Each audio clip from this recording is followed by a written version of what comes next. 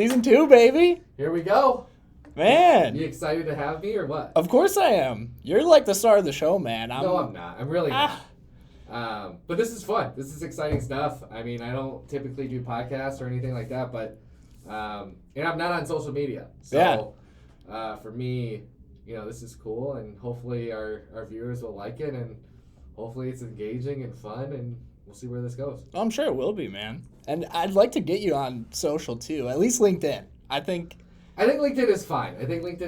I just don't do the whole Facebook and Instagram thing. For me, I like to be lower key and just kind of focus and do my own thing. And, the people that I ultimately want to talk to, I talk to still. So, of course. Yeah. Well, I think that's partially why you're so appealing to audiences, is because you're not someone who's out there, shoving regurgitated content down people's throats.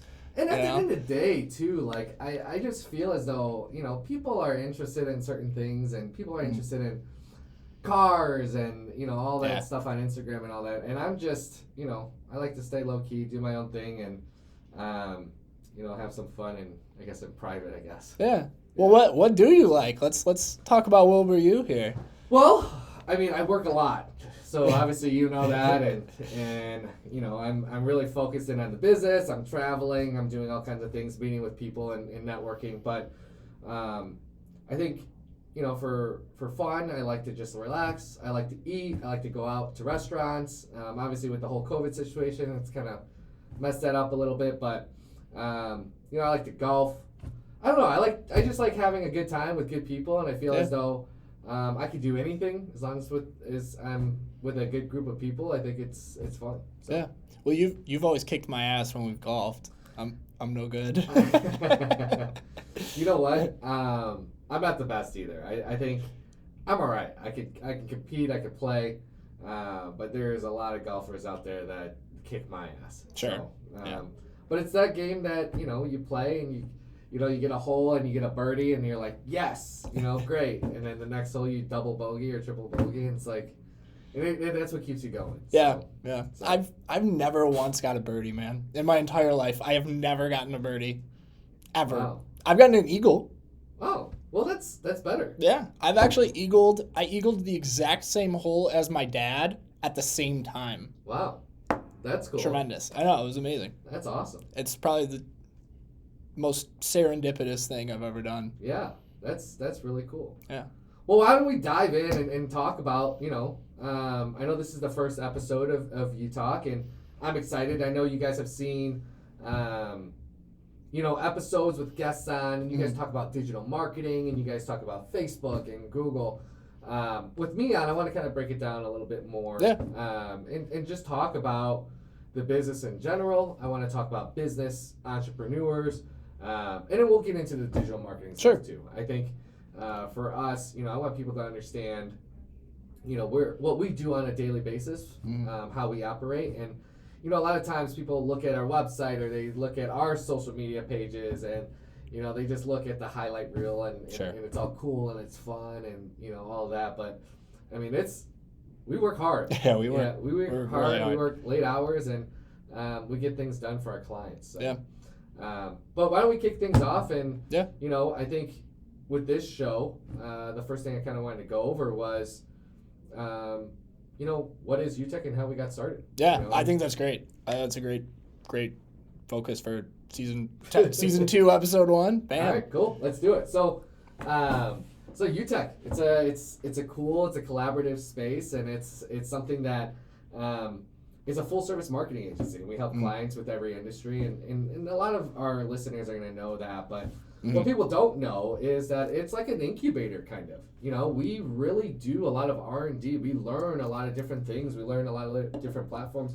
We work with so many industries. We work with startups. We work with new ideas. We work with companies that just got funded. We work with older companies. We work with manufacturers. So it really kind of depends. But I sometimes think of it as really like an incubator where, we develop people, we develop clients, we develop brands, and we show that return. So that's I think one of the coolest things about Youtech is we're always innovating, and we're always trying to get better and learning the new updates of Google and learning the new updates of Facebook, and we kind of get thrown this political whirlwind as well, where okay, now everyone's talking about data and how private should data be, but in our roles we use those data points, right? We know how many people actually go and buy milk. We know what kind of milk you buy, and we know what credit card you use. We know we have all of that data, and so we utilize that to, find more people like them that if we're working with a milk company. Well, one of the things I think is really cool about what we do are some of the different companies that we get to work with are at various stages in their maturity. Right. So you'll have some startups, you'll have a lot of startups really. You'll have, mom and pop shops that have been around for 50 years, publicly traded companies, so seeing how all those different companies operate and seeing the differences between them, and then seeing different things that, maybe one company could apply, like there's company A, there's company B, and whatever company A is doing, company B could apply and see a ton of success. And so I love going into situations where I'm talking to a client and I can be like, hey, we're working with someone else who maybe they're not even in the same industry, but they're doing X, Y a certain way. What do you guys think about trying that? And a lot of times I feel like it works. It's great. Yeah, I mean, it's really, I don't know, man. It's just different. In an agency world, things operate differently. And I think we apply the things that we learn from education in that sector over to casinos. Yeah. It really kind of just depends, and it all kind of correlates. So I think that's the cool part. But we're learning and we're growing. And, we'll continue to get better.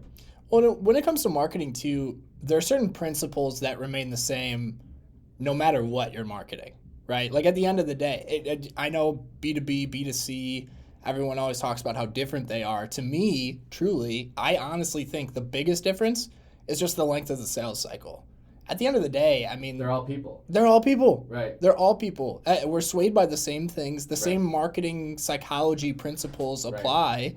You need to nail your headline. You need to hook them in somehow. You need to have proof to back up what it is that you're doing and make sure that people understand that you're not just making this up, right? Because they need to trust you.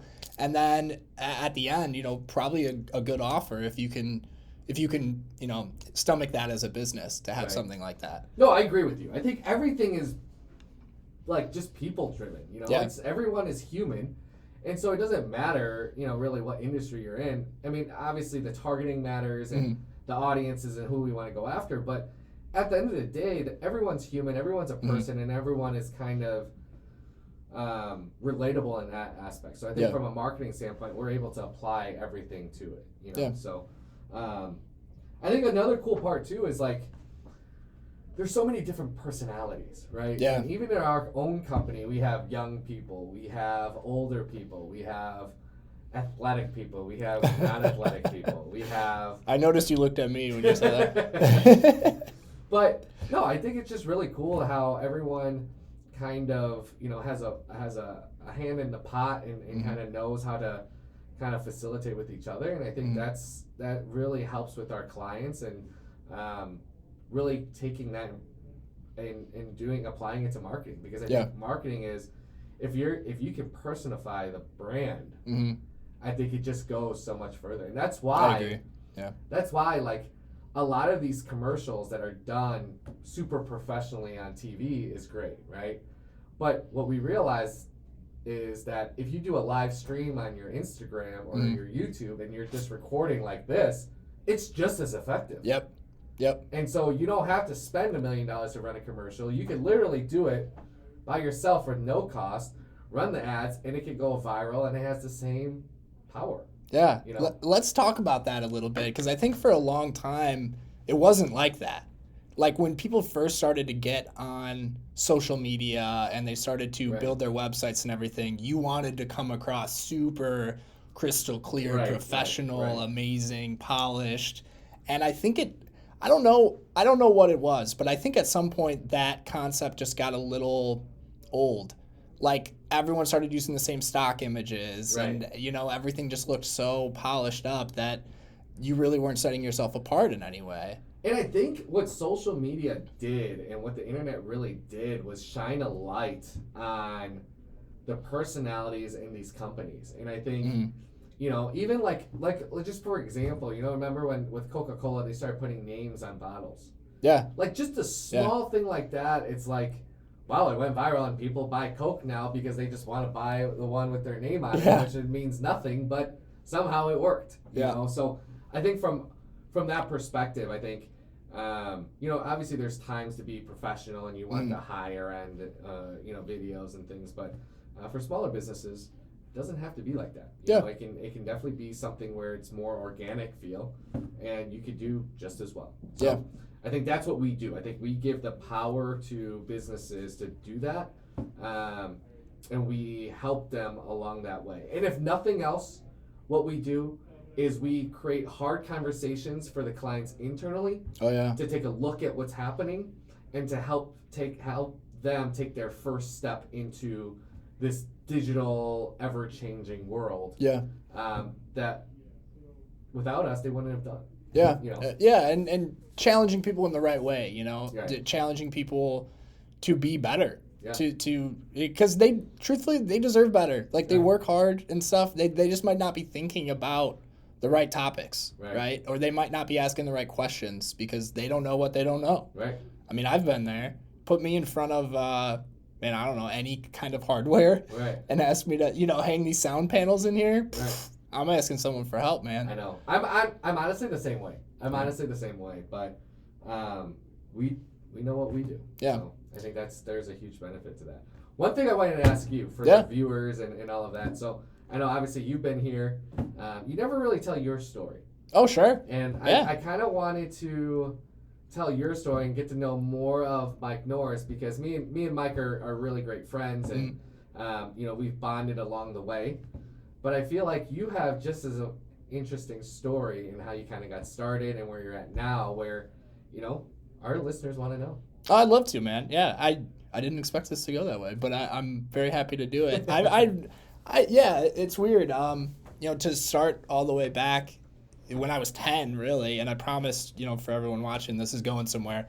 But I was a kid, and my mom and my stepdad had their own marketing agency, and it was marketing for higher ed. So they work with institutions that, higher ed, colleges, universities, that kind of stuff, for profit, but also nonprofit. And my dinner conversations, man, I was an only child, and it was, they were always talking about business.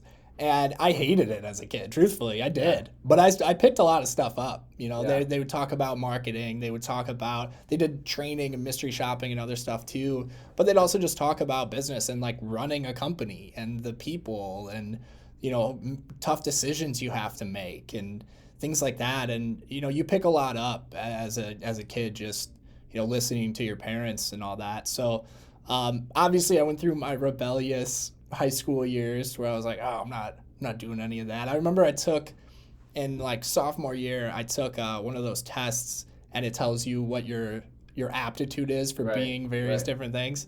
And it said that I'd be a great executive. That was what it came out as. Executive. Yeah. I was like, all right. But I told my mom, I remember, I was like, I will never do what you guys are going to do. I will never do it. And so I went to college, and I started out, I wanted to be something with writing. I was always a really good writer. But, it just, as time went on, I was taking these classes, and I was like, this kind of sucks. And what am I going to do with just writing? Like, am I going to write books, or am I going to be a novelist? Like, I don't think that's really in my future. So I changed majors. I was going to be in legal. I'm like going into way too much detail here, but eventually I landed on philosophy, and I decided I was going to get my degree in philosophy. I had already changed majors too many times. I needed to get out of college, and so I did. And first job out of college, luckily enough, my parents brought me in. They were like, start out project manager here. We'll teach you things beyond just what a regular project manager would know, because you're our son. And, in about a year or so, reflect on it, see if you still want to be here, everything like that. So I did. And I I absorbed as much as I could, but there was a part of me that always wanted to get out of their shadow. Yeah. I didn't want to be the boss's kid. Right. You know? No, that makes sense. And you know, I've talked to other people who are in similar situations, and I think, you know, some people embrace that and they want to take the family legacy and make it better. Right. And I totally understand that. I'm all for that. I'm not knocking that. But in my particular case, I wanted to do something different that was my own. And so, you know, in college I had met Lauren, our COO currently, who was creative director at the time, and she messaged me. I was about a year into working at Norris, my parents' agency, and she was like, how much do you like your job? Why don't you come in for an interview? So I did, interviewed with you, got the job, and ended up coming in as project manager again.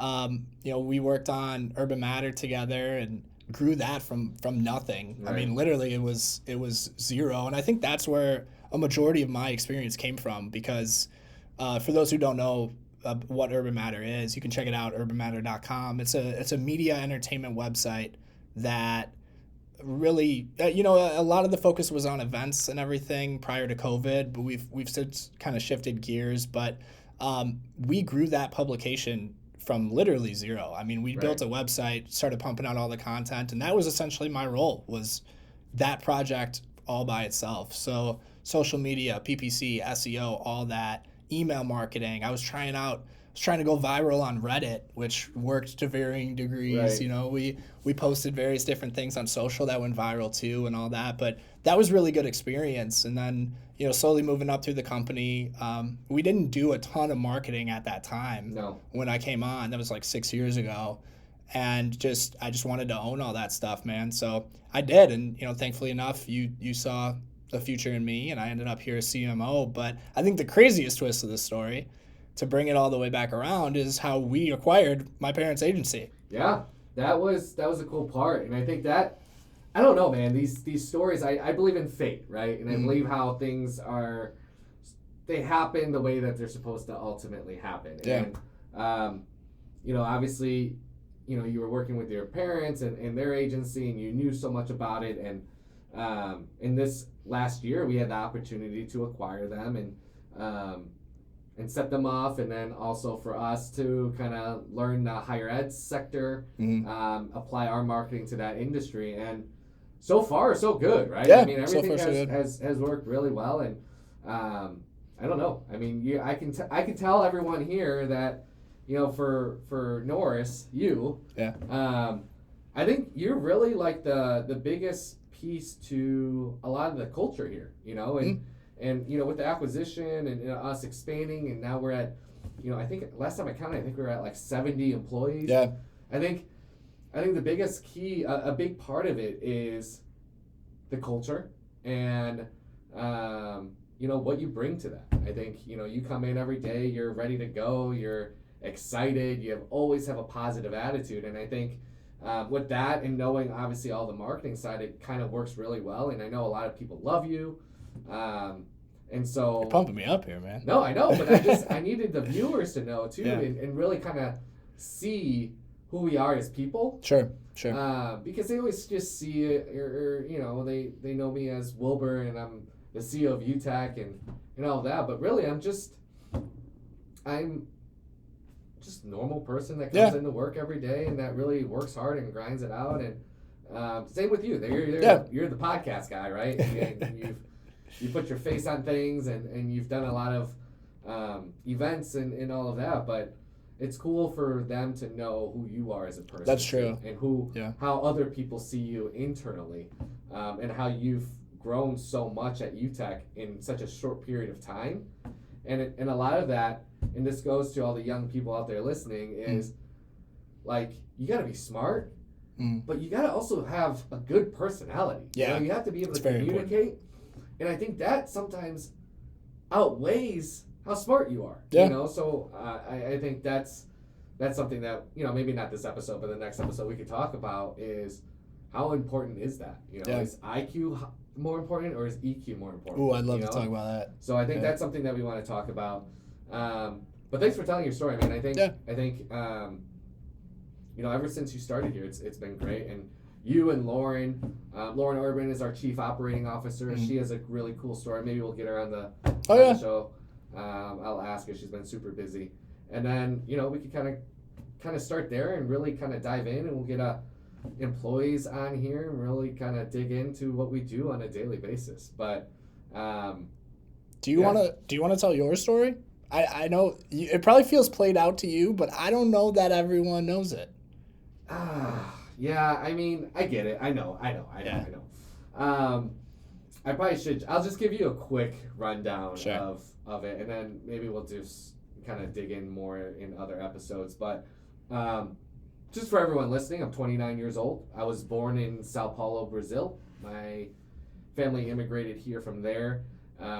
I am 100% Chinese, so if you're wondering why I was born in Brazil and China, it's a long story. But and then when I came here, my mom, worked at Baskin-Robbins. She didn't know any English, and my grandpa was actually invited here from President Nixon during the Cold War. That's insane. And he was one of 13 to come here because he was a nuclear physicist from China.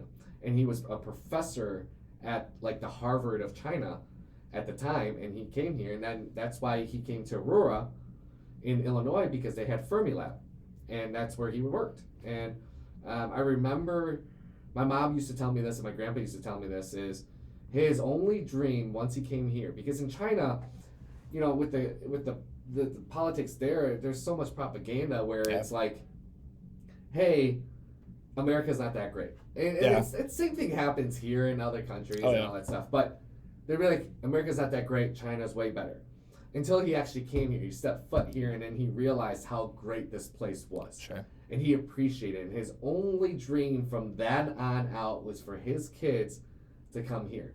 And I know it's the American dream story and all of that, but that's really what happened. And so my mom came here, I came here, and then my mom started she put herself through school while working $5.50 an hour, and she got her degree in accounting, then she got her CPA, and then she got her MBA. So it really showed me what it took to be successful. Yeah. And we never complained about anything. We just, we just realized that we have to work hard, and sometimes we're in a position where we had to work harder than other people, but we just did it, and we continued to grind it out, and that's what happened. But for me, I saw all of that as a young kid, and and I used to play this video game on a computer.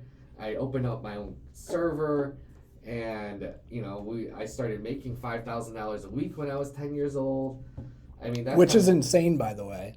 It's pretty cool, and I feel like I've told that story so many times, but for the people that don't know, the game was Lineage 2. I was the number 1 player in the world at the time.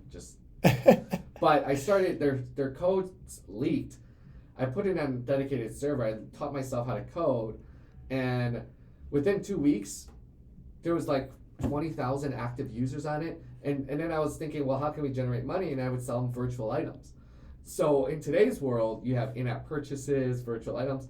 I feel as though I created that first without realizing. Yeah. But that's kind of how it all started. And after that, I went through the whole high school thing, middle school.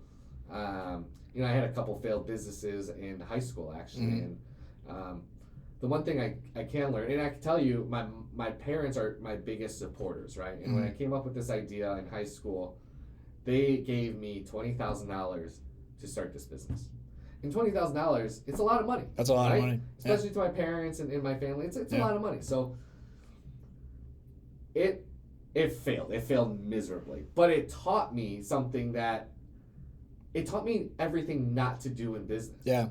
So that $20,000, it worked out because when I started Youtech, by the time I started Youtech, I knew what worked and what didn't work. Yep. And I kind of had a head start on my business for Youtech. So I was working at a condominium developer in Chicago, and I was building their website, I was doing all this stuff, and I didn't get along with the sales manager, and I quit. So I quit, and I opened it up. The owner called me, and they became our first client.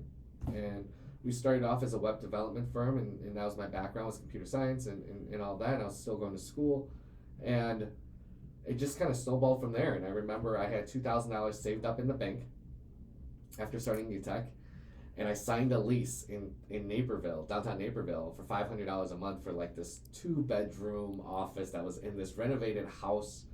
It was weird. It was small, and $500 a month, and I knew I had 4 months before I was out of money. So I just did it, and me jumping in with both feet to do that made me do everything I possibly could to make it work. And then we just kind of snowballed from there, and we had a lot of learning experiences along the way. And now 9 years later, we're at 70-some employees. We have 2 office locations. We're growing fast, and we're respected in the industry. And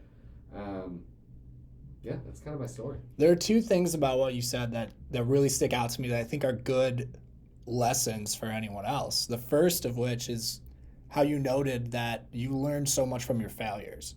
And I think that's huge. I know so many people who are just afraid to fail. Right. And you got to just do it, man. I mean, you got to do it. I never look at failure as a bad thing. Yeah. I truly, truly believe that whether it's good or bad, you learn from it, right? Mm-hmm. And sometimes, I just bring this up as an example. There's always like a blessing in disguise in everything, right? Mm-hmm. Like even the most terrible things in your life, your first heartbreak, your girlfriend cheated on you. Like it's so good to be able to take that perspective of it's gonna get better. You're gonna learn from it, and you become a better person because of it. And I think if more people had that mindset, I don't know. I just feel as though they would be a happier person overall. Yeah. So. Well, the other thing, too, that you were mentioning, I said there were 2 things, was how you put your back up against a wall. And I think that's another thing. Like, you hear this a lot with musicians or actors or people where they had to almost completely get rid of their plan B. Right. Because otherwise they use that as a fallback, and they didn't, they weren't then in that position where they had to succeed. Yeah, I agree with that, because here's the thing. At the end of the day, everyone wants to be comfortable. Everyone wants to and they go to bed knowing that they have a job, and then they have a roof over their head. They have food and all of that stuff, which is all great, and which is all important stuff, really. But you got to get used to, especially for entrepreneurs, you got to be used to being uncomfortable. Be comfortable with being uncomfortable. Yeah. Right? So I think that's really, really important for people to understand, is that once you're uncomfortable, your back's against the wall, you have no choice but to fight, right? Yep. And you have no choice but to do everything you possibly can. And I think that really drives people to go. Yep. So, but yeah, overall, I mean, I think for people to kind of just understand, and hopefully this episode showed that, we're real people. Yeah. And we're able to, talk on all kinds of different levels and life experiences and the business as a whole. And I hope they enjoy it. And I'm excited to do this. Yeah, me too. And I'm excited to get a little bit more of me out there too, rather than just interviewing people, because I do a lot of things. I read books. I play video games. Right. I love my dog. My wife's pregnant. I'm having a boy. Yes, Super pumped about that, man. Yeah. So I think we can take a lot of life experience and all that stuff, our interests and everything, and compile that into not only an educational podcast, but also an entertaining one. Absolutely. And I think that's the thing. I think there's so many podcasts out there where if they really want to learn about Facebook, they can. Yeah. For us, we're going to tell you why you should do it and how to do it, which is fine. But we can also show you how to do it in a more fun way. Right. So. Yeah, here's what you really need to know. Right. Right? Yeah. Rather than... You skip out all the BS. Yeah, exactly. We've kind of gone through it, so we'll save you the time. Yeah, at this point, I don't think there's anything we haven't done hundreds of times. Right. For businesses in every industry. Yeah, all over the place. Yeah. Well, thanks, guys. I appreciate the time today. I guess we're signing off. Yeah. Cool. Take it easy, y'all. Thank you.